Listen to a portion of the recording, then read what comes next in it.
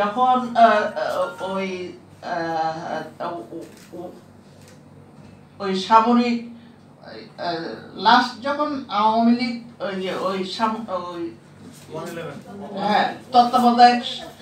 তত্ত্বাবধায়ক সরকারের পরে যখন আওয়ামী লীগ ক্ষমতায় আসলো, কত সালে আসলো?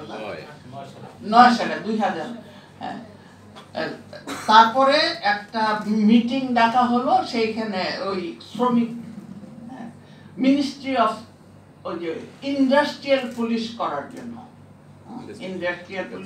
জন্য, তো সিভিল সোসাইটি থেকে আমাকে ডাকা হলো এবং সিপিডির মুস্তাফিজ উপস্থিত ছিল। আলাপ আলোচনা হলো যে কেন, তো তখন তাহের সাহেব ছিলেন হলো মিনিস্ট্রি সেক্রেটারি, ফাইন্যান্স মিনিস্ট্রি। উনি ওইখানে আর্মির লোকজন ছিল, পুলিশের লোকজন ছিল, আনসার বাহিনীর লোকজন ছিল। জিজ্ঞেস যখন করলেন তাহের সাহেব, সেক্রেটারি মিনিস্ট্রি অফ ফাইন্যান্স, যে কেন এত অসন্তোষ হয়, তখন পুলিশের যে দায়িত্বপ্রাপ্ত ছিলেন যিনি ওইখানে, উনি বললেন যে অনেক সময় বেতন সময় মতো দেওয়া হয় না, কম বেতন তো আছে, আর ইত্যাদি ইত্যাদি, হ্যাঁ, কম বেতন, এই কথাটা। তখন আমি ওই ভদ্রলোকের নাম আর বলতে চাই না, তো উনি যে কথাটা বললেন, হ্যাঁ, বেতন কম কেন, এই এত বেতন দেওয়া হয় তাদের 14 গোষ্ঠীতে, ঠিক এই ল্যাঙ্গুয়েজটা উনি ইউজ করেছিলেন, তাদের 14 গোষ্ঠীতে এই এত বেতন পায় না নারী শ্রমিকরা, তাদের 14 গোষ্ঠীতে। এইগুলো আমাদের মন মানসিকতা। শুধু সরকারকে দোষ দেয় বা রাজনীতিবিদদের আমরা দোষ দিই, কিন্তু তাদেরও। হ্যাঁ, আমি তো তখন যখন সিভিল সোসাইটির পক্ষ থেকে বলার জন্য ইনভাইট করা হলো, আমি মুস্তাফিজকে বললাম যে আপনি একটু কথা বলেন, বলে না এটা আপনি কথা বলেন। পরে আমি বললাম হ্যাঁ, এরকম তো ঠিকই, ওদের 14 গোষ্ঠীতে এরকম এত বেতন পায় নাই, 6,000 7,000 টাকা বেতন পায় নাই, কিন্তু আপনারা যারা উপস্থিত আছেন, আপনাদের 14 গোষ্ঠীতে, আমি ঠিক এই ল্যাঙ্গুয়েজটা ইউজ করেছি, এইরকম বাড়িতে কেউ থেকেছে কিনা, উইথ সুইমিং পুল, উইথ বার, ইত্যাদি ইত্যাদি, আমাকে এই কথাটা ইউজ করতে হলো।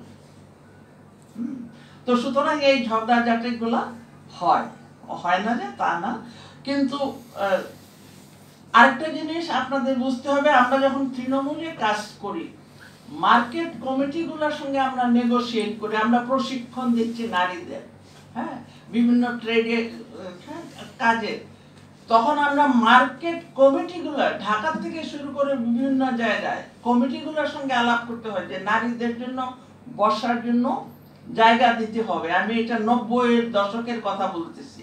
এখন আমি গিয়ে বিভিন্ন জায়গায় দেখি রাত্রেবেলাও নারীরা হয়তো হিজাব পরা আছে, বোরকা পরা আছে, তারা কিন্তু দোকান দিয়ে বসা আছে।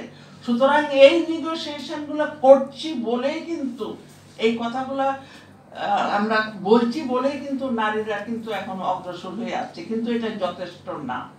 আরেকটা বলি, যে নারীর যে হাউসহোল্ড ওয়ার্কের যে মূল্যায়ন হয় না, এখন প্রধানমন্ত্রীর থেকে শুরু করে সারা বিশ্বে কিন্তু এটা স্বীকৃত যে নারীর কর্মভার।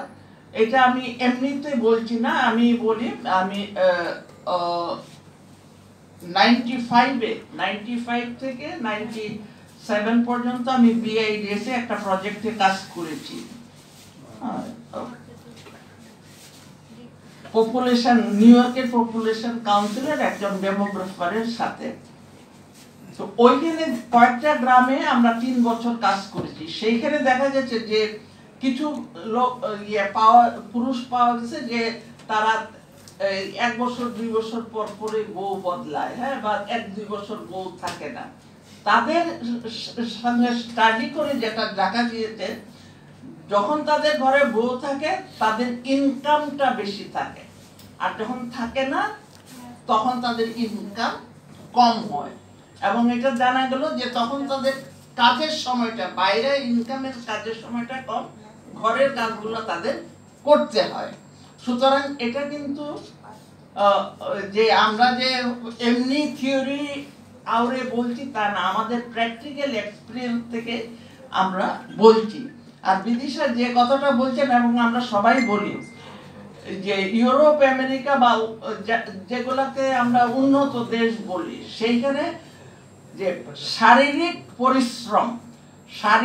পরিশ্রম কমানোর জন্য শ্রমিকদের, তাদের কিন্তু এখন শুধু শারীরিক পরিশ্রম কমানোই না, খরচ কমানোর জন্য এবং অন্যান্য হ্যাসেল কমানোর জন্য কিন্তু ইকুইপমেন্ট এগুলা কিন্তু যে কোনো কাজের জন্য।